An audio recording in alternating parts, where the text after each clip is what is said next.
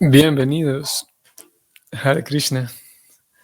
Seguimos con el Bhagavatam, texto 4. Texto 4, capítulo 2, canto segundo. Capítulo titulado El Señor que está en el corazón. Om Namo Bhagavate Vasudevaya. Om Namo Bhagavate Vasudevaya. Om Namo Bhagavate Vasudevaya.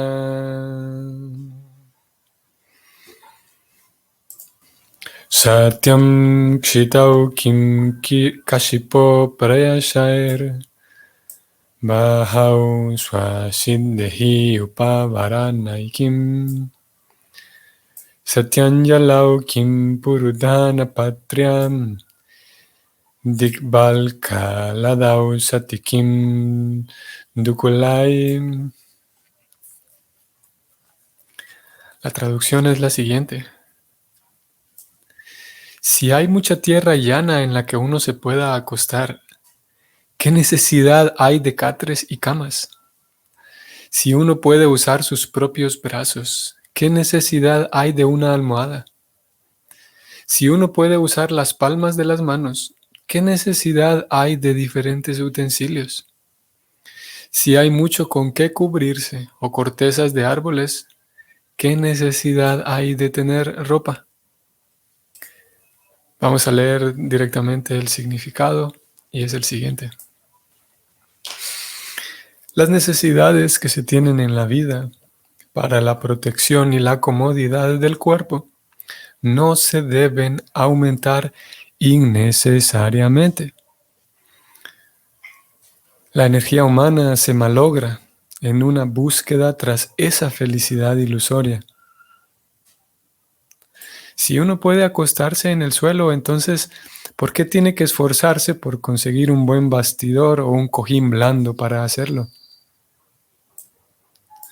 Si uno puede descansar sin ninguna almohada y hacer uso de los blandos brazos que nos ha dado la naturaleza, no hay necesidad de buscar una almohada.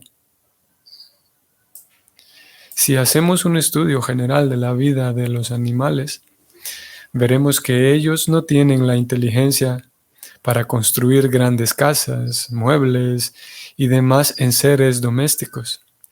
Y aún así llevan una vida sana con solo acostarse en la tierra a la intemperie. Ellos no saben cocinar ni preparar comidas, mas no obstante llevan una vida sana con más facilidad que un ser humano. Esto no significa que la civilización humana deba retroceder a la vida animal o que el ser humano deba vivir desnudo en las selvas sin ninguna cultura, educación ni sentido de moralidad. Un ser humano inteligente no puede llevar la vida de un animal. Más bien, el hombre debe tratar de utilizar su inteligencia en las artes y en las ciencias y en la poesía y en la filosofía. De ese modo puede favorecer la marcha progresiva de la civilización humana. Pero la idea que Srila Shukadeva Goswami presenta aquí es que la energía de reserva de la vida humana, que es muy superior a la de los animales, debe ser únicamente empleada para la autorrealización.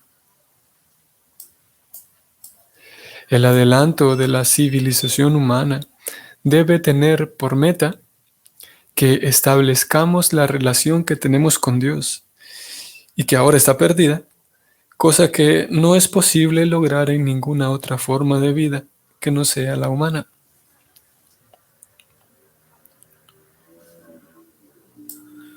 Uno debe percatarse de la inutilidad del fenómeno material y considerarlo una fantasmagoría pasajera.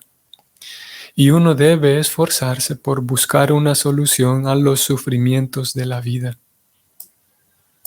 Sentirse orgulloso de un tipo refinado de civilización animal, encaminada hacia la complacencia de los sentidos, es una ilusión. Y esa clase de, entre comillas, civilización no es digna de ese nombre.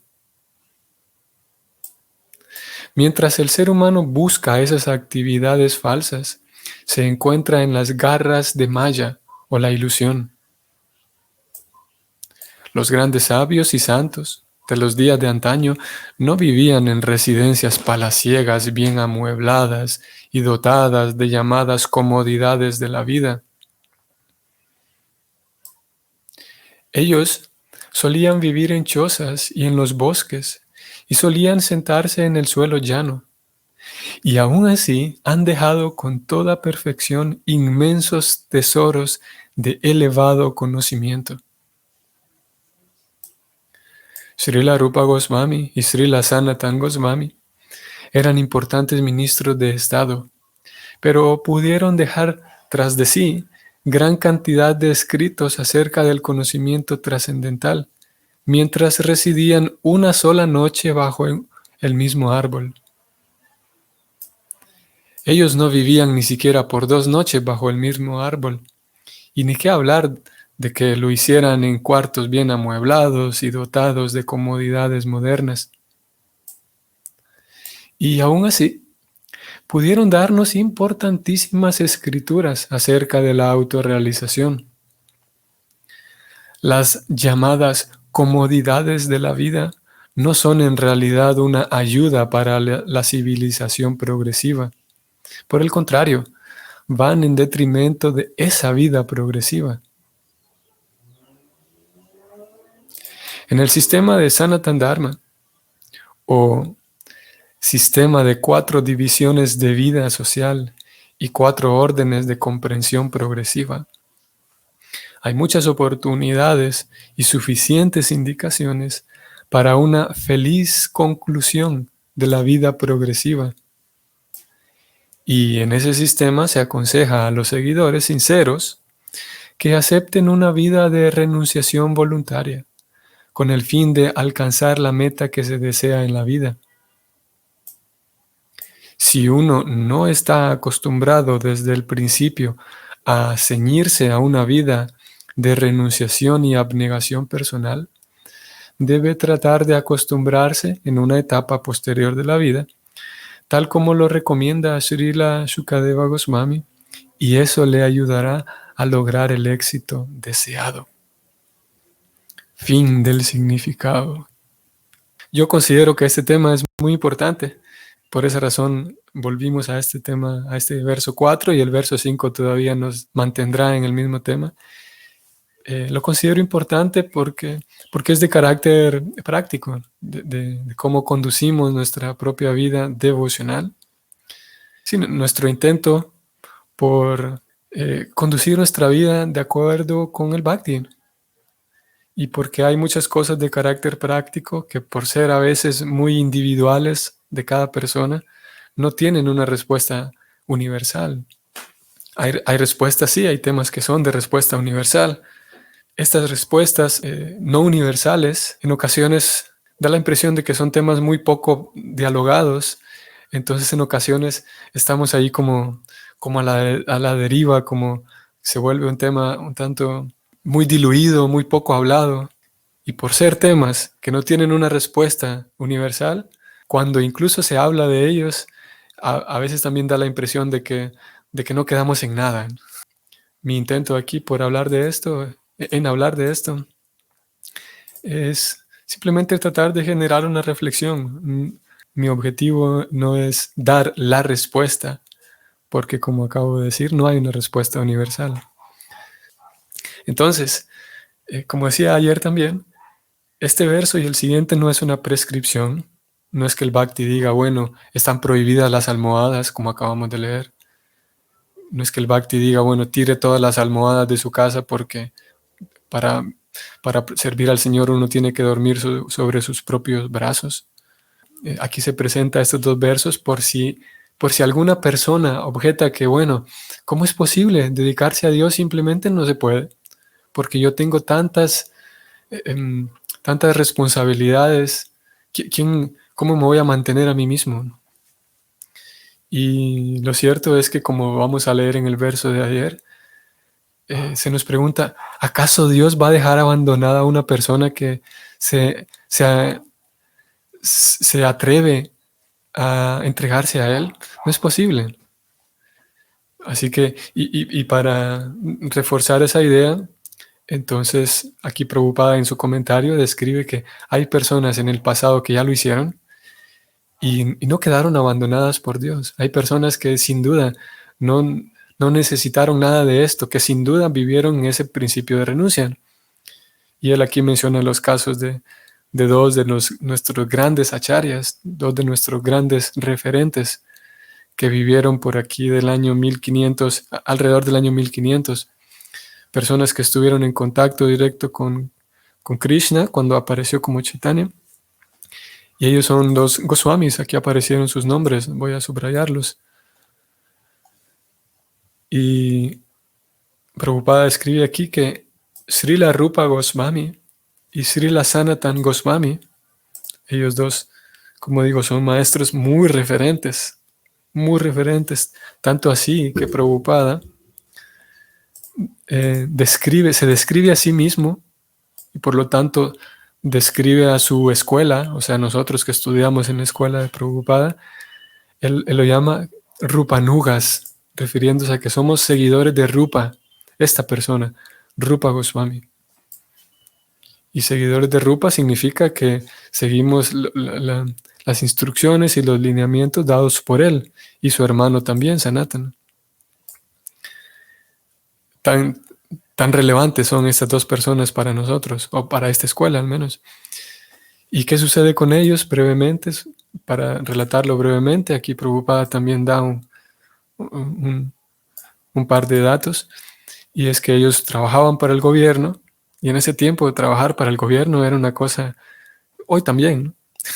Pero en ese contexto de la India, en 1500, era algo muy importante porque estaban bajo el gobierno musulmán, la India, y ellos, Sanatan y Rupa, eran indianos, y todo el contexto sociocultural es interesante porque todavía, incluso hoy por hoy, hay ciertas diferencias que generan ciertos conflictos entre musulmanes y hindúes, ¿no? E hindúes. Y en ese tiempo era mucho más intensa la riña, las riñas que se generaban. Pero curiosamente estas dos personas, Rupa y Sanatana, que eran indianos por su cultura, por su familia, por sus tradiciones, el gobierno musulmán los contrató y ellos trabajaban para el gobierno musulmán porque eran muy competentes y muy brillantes.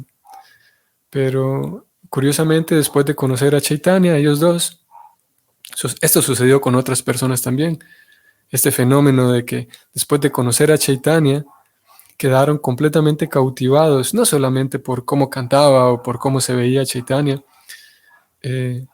sino más bien, bueno, hay toda una serie de detalles muy interesantes y muy inspiradores en toda esta historia, pero en fin de cuentas quedan cautivados por Chaitanya y deciden abandonar su vida como ministros de Estado, que tenían una reputación muy importante y un salario muy grande también, y deciden abandonar todo y se dedican a Chaitanya, a tal punto de que, como Prabhupada escribió aquí, renunciantes tales que personificaron esto que leímos en el verso 4 y vamos a leer en el verso 5, que ellos ni siquiera se ponían a pensar qué vamos a comer, a tal punto de que pasaban una noche bajo un árbol y con la idea de que no encariñarse con este árbol, de que ya empiezo a acomodarme, de que para la siguiente noche pues me recuesto de esta manera y este rinconcito cerca de esta raíz está cómodo, para ni siquiera encariñarse de esa manera con un árbol. Entonces al siguiente día se iban a dormir a otro. Ni siquiera tenían un lugar de residencia. Imagínense el punto de, si a ustedes y a mí me sucede, todos en grado mayor o menor, esa sensación tan agradable de que si estuve de viaje, digamos, o estoy en el trabajo, por fin voy a ir a descansar a mi casa. No porque el sofá de mi casa sea más cómodo, que posiblemente sí, sino por la misma sensación de que estoy aquí en mi lugar, cosa que analizando eso bajo la perspectiva de esta línea de idea que hemos traído todos estos días, es una ilusión pensar que este es mi lugar. Pero lo cierto es que en grado mayor o menor lo pensamos, ¿no? Esta es mi casa y aquí me siento cómodo, aquí estoy descansando.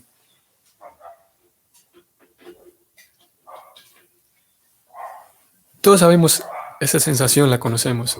Y en el caso de estas dos personas, Rupa y Sanatana, que son solamente dos ejemplos, ellos ni siquiera no tenían eso, ni siquiera se habían desapegado tanto que ni siquiera tenían un lugar al que podían decir voy a descansar a mi casa, ahí nadie me molesta. Hogar, dulce hogar, no existía eso para ellos.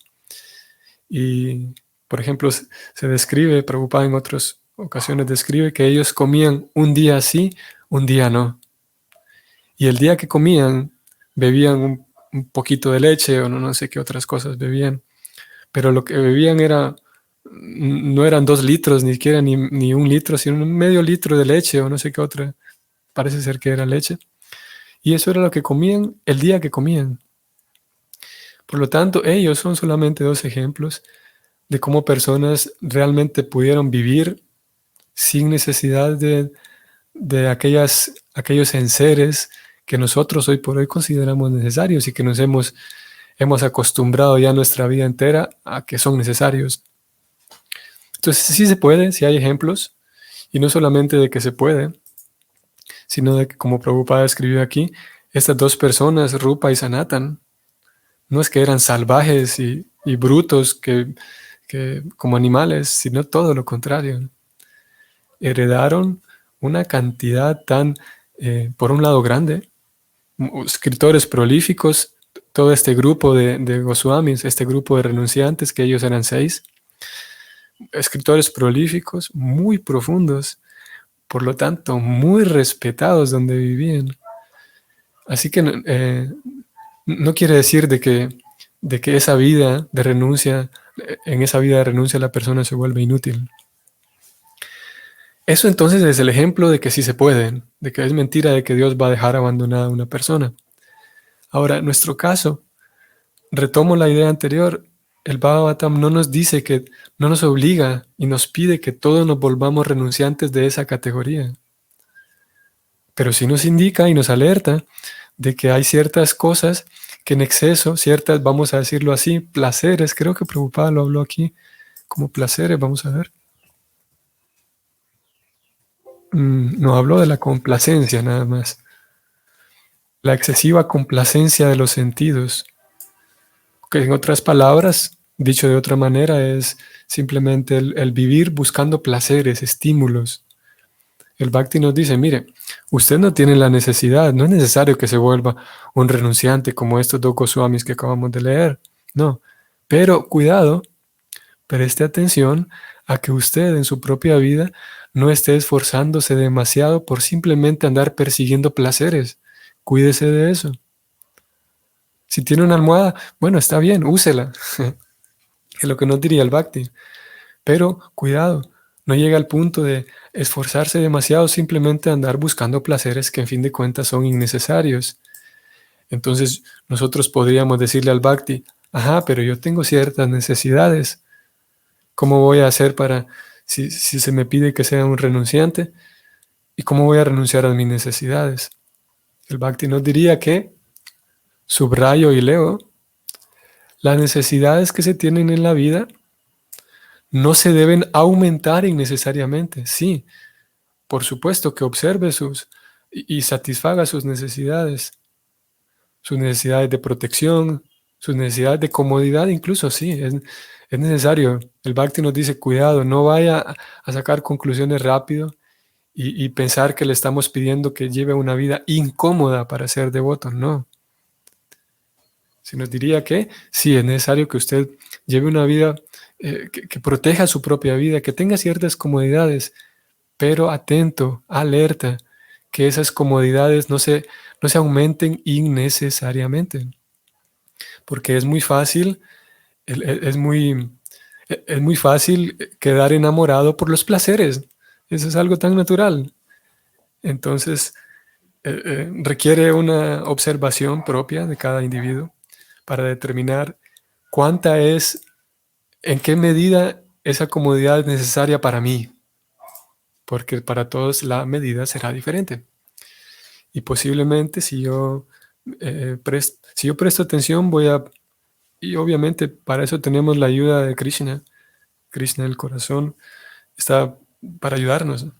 Y Krishna describe eso en la Gita, de que a través del corazón Él nos ayuda con el conocimiento, con la intuición, con el recuerdo, con la memoria, con las ideas que tenemos. A veces nos llegan ideas aparentemente de la nada, ocurrencias. Todo eso es Krishna. Y si nos refugiamos en Krishna, podemos encontrar la respuesta de que, ¿cuál es mi medida, Krishna, para satisfacer ciertas necesidades? Hay quienes tienen necesidades afectivas, bueno, todos tenemos necesidades afectivas, necesidades sociales, necesidades emocionales, necesidades... Y vale la pena tomarse un tiempo, sentarse, investigar qué tipo de necesidades hay. Esto aquí estamos ya hablando dentro de un campo psicológico. ¿Qué tipo de necesidades existen dentro de la psicología como tal? Están estos 4 tipos de necesidades: físicas, sociales, emocionales y espirituales. ¿Cuáles son las físicas? ¿Cuáles son las emocionales? ¿Cuáles son las espirituales? ¿Cuáles son las sociales? Vale la pena prestar atención, dedicarle un poco de tiempo a estudiar el tema para por lo menos comprender con mayor cabalidad esas necesidades y aprender a satisfacerlas. Vamos a ir brevemente, Bhagavad Gita 6:16 o 6:17, ahora no vamos a enterar. ¿Qué pasaría?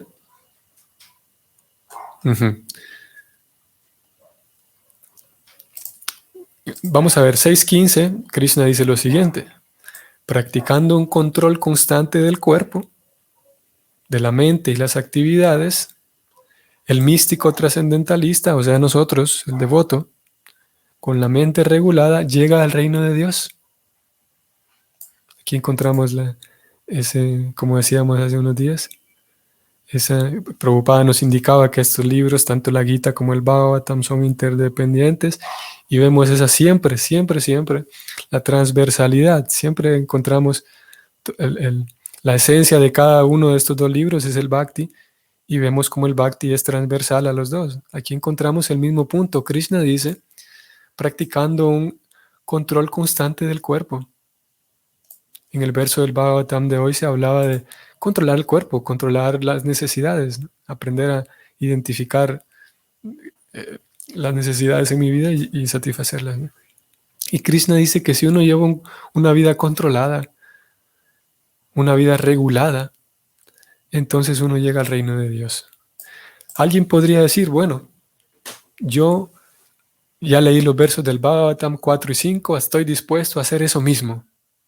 A mí no me importa, yo quiero ser un renunciante de ese tipo. Quiero probar, ya que se puede, yo quiero probar. Ok, entonces Krishna nos dice en el 6:16, un texto de carácter completamente práctico.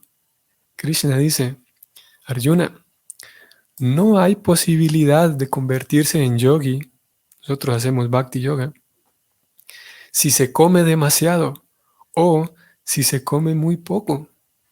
Tampoco si uno duerme demasiado o si no se duerme lo suficiente. Cuidado entonces, nuevamente. Aquí Krishna mismo, estas son palabras de Krishna. Krishna dice, no intente ser un renunciante así a lo loco, porque si usted termina comiendo menos de lo que usted necesita, no va a poder ejecutar yoga. Esto es algo, como digo, súper relevante y son palabras de Krishna directamente. Vamos al 6:17, que también está en el mismo tenor. Krishna dice, aquel que es regulado en sus hábitos de comer, dormir, recrearse, vean qué importante, recrearse y trabajar, puede mitigar todos los sufrimientos materiales mediante la práctica del yoga. O sea, es necesario llevar una vida regulada y sería un error, tal vez un error con nobleza, digamos, un error con piedad, en fin de cuentas un error. El intentar ser un renunciante con un entusiasmo desmedido. Krishna dice, no, cuidado. En su intento por ser un renunciante, no termine comiendo de menos de lo que usted necesita, porque eso no le va a permitir hacer yoga. Y tampoco descuide su recreación, tampoco descuide su trabajo, su productividad en la vida. Es necesario ser productivos en donde nos encontramos. Pero vivir solamente para ser productivo, o sea, una producción en demasía, eso no nos impedirá de ser buenos yogis. Y lo mismo al revés, si no producimos, si no somos productivos en el entorno en el que estamos, lo mismo. Así que podría parecer, voy a volver al texto de hoy, podría parecer que, como dije al inicio, nos quedamos en las mismas. No hay una respuesta para esto. Y la forma en la que, una de las formas en las que podemos conciliar esto es que podemos pedirle ayuda a Krishna. Krishna, yo estoy interesado en progresar, estoy interesado en comprender bien esto, pero no tengo respuesta de cómo sé si estoy teniendo muchas necesidades innecesarias, cómo sé si estoy haciendo de más o haciendo de menos. Krishna nos puede dar esa respuesta. Hay algo también interesante aquí, y es que Prabhupada habla del adelanto de la civilización humana. Y puede dar la impresión también de que, como Prabhupada habla de la civilización humana, de cómo es y el mismo verso habló de que no es necesario almohadas ni utensilios. Entonces yo ayer mencionaba esto, puede dar la impresión de que yo estoy siendo más espiritual porque no uso almohada, porque no uso tenedores ni cubiertos, y porque como solamente orgánico, alimentos orgánicos, y porque no como alimentos en utensilios de plástico, por ejemplo. Y lo cierto es que no es eso exactamente lo que dice el Bhakti. De hecho, cuando vemos la vida de Prabhupada, nos damos cuenta de que él, yo ayer lo mencionaba, él dormía en camas. Él tenía su almohada y él mismo en cuántas ocasiones describió lo siguiente, de que todas las facilidades de la vida moderna podemos utilizarlas en la conciencia de Krishna. Cualquier facilidad que me permita a mí avanzar, que me permita a mí hacer un adelanto, como él lo dijo aquí, un adelanto en la civilización, para volverme más civilizado, cualquier comodidad tecnológica, por ejemplo, utilicémosla. Ahora, parecería esto contradictorio. De lo que sí podemos cuidarnos es de aquella, entre comillas, civilización que nos enseña de que hay que aumentar nuevamente los placeres. De eso sí podemos cuidar y deberíamos cuidarnos. De aquella, entre comillas, civilización o aquellas ideas dentro de la civilización moderna que nos indican y que nos alejan, digamos, de una vida honesta, de una vida cuerda. Eso sí, hay muchos hábitos e ideas postmodernas y modernas que son una tontería. Y para eso requerimos inteligencia, afinar nuestra inteligencia para saber reconocer eso. Pero también con la inteligencia afinada y afilada, saber reconocer que la vida moderna, digamos, tiene tantas facilidades que me permiten a mí progresar más en la vida espiritual. Y es así como podríamos, por ejemplo, basados en este verso, yo podría decir, ok, nunca jamás voy a utilizar YouTube ni Facebook. Y bueno, puedo terminar. Y si alguien desea hacer eso, pues está bien. No es una obligación de que alguien tenga que utilizar nuevamente. Aquí es una cuestión para cada quien diferente. No es que es una obligación que alguien tenga que utilizar las redes sociales para escuchar una lectura del Bhagavatam. Si alguien decide no hacerlo, está bien. Y alguien decide simplemente leer sus libros en su casa y alejarse de las redes sociales y el Internet. Pero aquellos que utilizan o utilizamos, en este caso el Internet y otras cosas, otras facilidades modernas, si las utilizamos para nuestro avance espiritual, nuestro avance y volvernos más civilizados, dar pasos un poquito más adelante en el camino a la perfección, que me ayude a mí a limpiarme, eso no se puede abandonar. O mejor lo diría, está bien que lo utilicemos.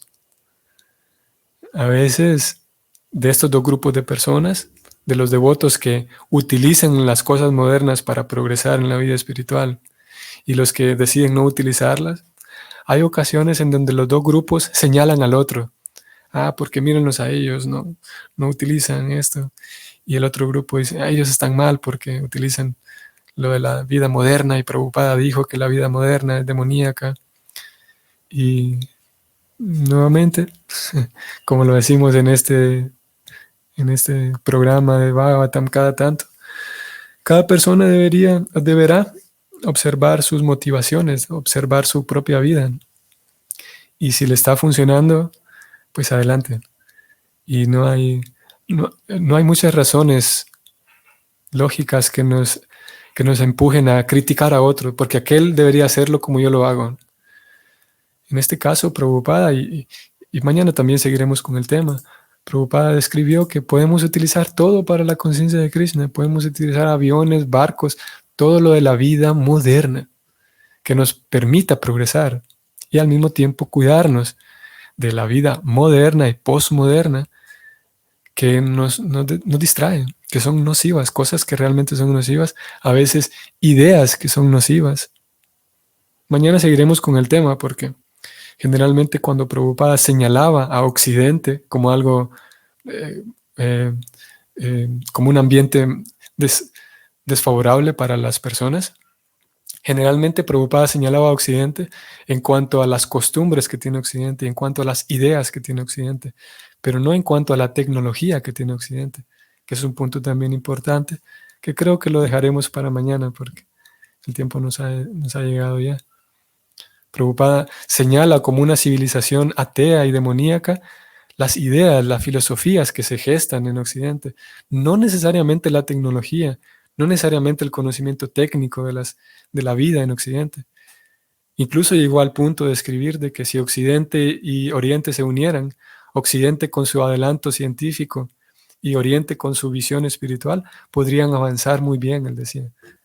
Estimados amigos y Vaishnavas, que tengan un bonito día. Hoy estamos en primer día de diciembre, primer día del último mes del año. Así que tengan también un bonito último mes. Hare Krishna, hasta mañana.